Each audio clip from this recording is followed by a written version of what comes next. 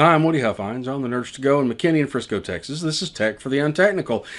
And why are all of these video conference meetings so tiring?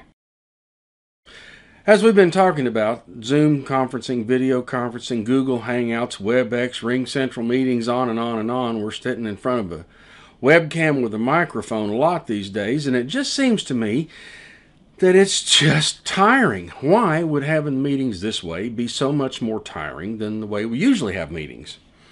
Have you noticed that? Does it feel that way to you? Today was the first day of the Video Marketing World Conference. Shout out to Scott Simpson and Jeremy Vest.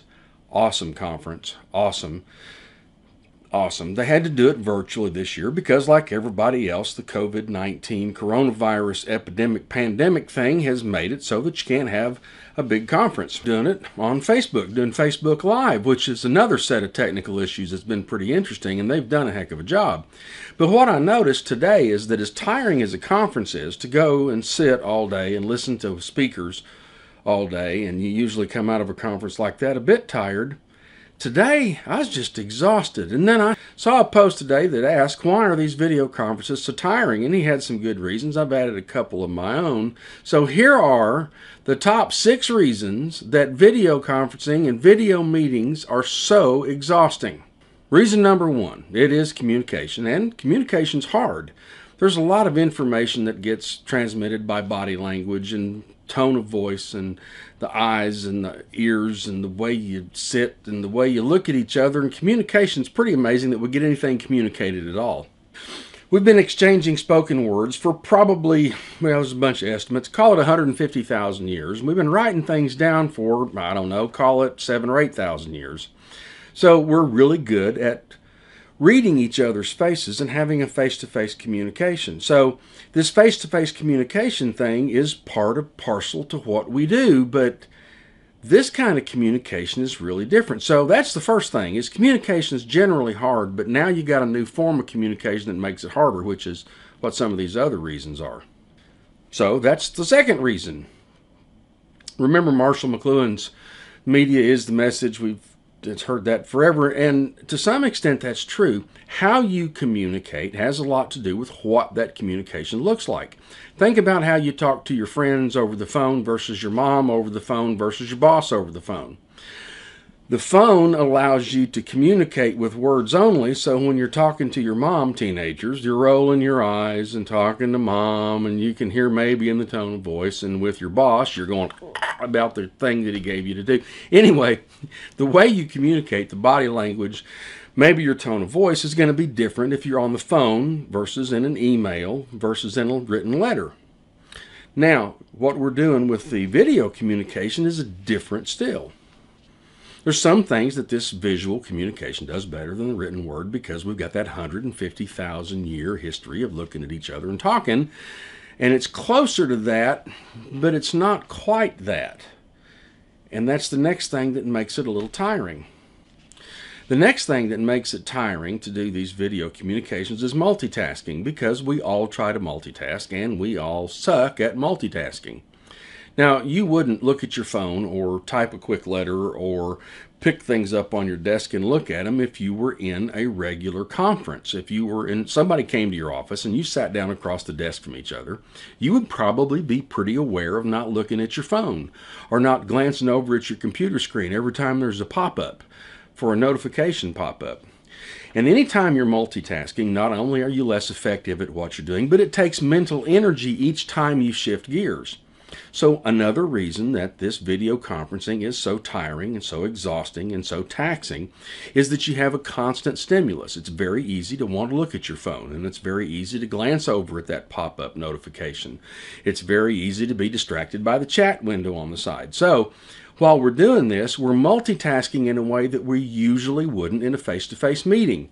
That's another reason that it's tiring, because we're using more mental resources to get back in line with what the conversation is, because we're like, squirrel!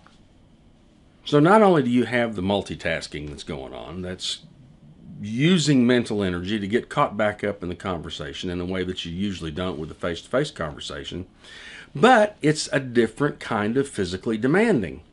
because you got this little screen in front of you and the little camera frame that you're in, and there's only so much movement you can do. So your posture becomes very important. The comfort of the chair becomes very important. And there's not a way to shift and move and do the things that you need to do that you would normally do in an hour-long meeting. Say if you're in a conference room with 10 other people, you can roll the chair back. You can lean back in the chair. You can change your posture. And you can do some things that make that physical discomfort a little easier because you've got more of an opportunity to move around. And the second piece of the physical strain is the operational tempo's gotten a great deal faster now that we have this video conferencing. Even the city the size of McKinney, it's 15-20 minutes between meetings, so you've got some time. If you have back-to-back meetings, you have to schedule them at least 30 minutes apart so that you can wrap one meeting up and get to the car and get to the other meeting on time. And that 30 minutes gives you time in the car. You walked up and down the street, you got in the car, you flexed around a little bit, you went by Sonic, maybe got a Diet Dr. Pepper, and then you start the next meeting. The operational tempo with these video meetings is you can schedule them back to back. And I was thinking about that today with this virtual meeting. We had an hour for lunch, but it was back to back, really great content that required a great deal of concentration. A lot of great information coming at you, but it's also an environment for multitasking where people are asking you questions because you're just really on a video conference or you've got things popping up. So you have a tendency to sit in the same place for a lot longer, and that's physically taxing. So you got the mentally taxing things that are going on because you're multitasking and because it's a different kind of communication, and it's a kind of communication that we aren't particularly good at, and communication's hard. And then you add the physical on top of that, and now we're starting to see why it's a little tiring. The next piece of the mental tiring and the multitasking kind of combined is that this is kind of like the only time you ever see a mirror is when you go talk to somebody. Can you imagine if every time you had a conversation with somebody, they would, when the conversation started, hold a mirror up in front of their chest so you had an opportunity to see how you looked as you talked to them? It'd be kind of weird, wouldn't it?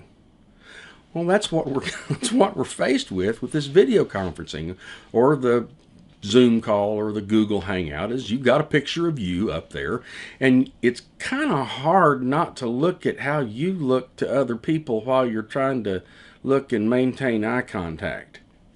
In a very odd way, we're all very, very self-critical of the way we look and the way we sound. And if you've got a representation of how you're looking to other people, and then you have to worry about how you're looking to other people when they're talking, and if you got a meeting like the meeting we had this morning with 8 or 10 people, and you can see that other people are doing the multitasking thing or other people are not paying attention when you're talking, and you don't want to look like you're not paying attention when they're talking, and you're looking at yourself, looking at them, looking at yourself. There's a mental process that's going on. There's this mirror, mirror on the wall process that adds a bunch of processing to something you wouldn't usually think of. I mean, how often when you're sitting across the dinner table from somebody and you're just talking to them, are you really thinking about how you look as you do that? Probably pretty infrequently. On a video conference, almost all the time.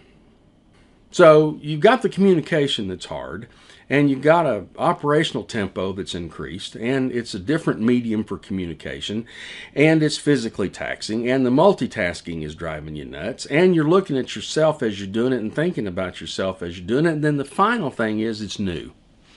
The sixth thing I'd say that makes it so mentally tiring and physically tiring is that it's new. Remember when you learned how to ride a bike, how you would be really concentrated when you first rode a bike, but after a while you just get on a bike and ride because it becomes natural to you. I would use the example of a manual transmission, but we call a manual transmission a millennial anti-theft device. Most of them wouldn't recognize what it is, but it's the same thing when you learned how to drive a manual transmission. You were very concentrated on the steps that you had to take to drive that car with the manual transmission. The same thing was true with email. The same thing is true with Facebook, or the same thing was true with Google Plus, or any of these things that we used. As you first begin to use them, it takes a lot more mental energy to do it because it doesn't come natural. You're a little uncertain of what you're doing and how it's working out. So there's another set of mental cycles that's going in. And as we get better and better at this, we'll get better and better at relaxing about it and being able to run it and run it naturally. Now, since this is tech for the untechnical, there's another little technical thing here that I'll add as a seventh reason. It's not one of the main ones, but it's one to think about. Our minds try to construct the world around us. As we look at things, we're looking at things not only as they are, but we're trying to put them in context. And another thing that I think, and I haven't found any research on it yet, and I may start looking this up, but it occurred to me today that when you're looking at 8 or 9 people, and your brain is trying to put those 8 or 9 people in that video conference in some kind of context. And all of them are different sizes. And all of them have different aspects ratios, and all of them have different backgrounds.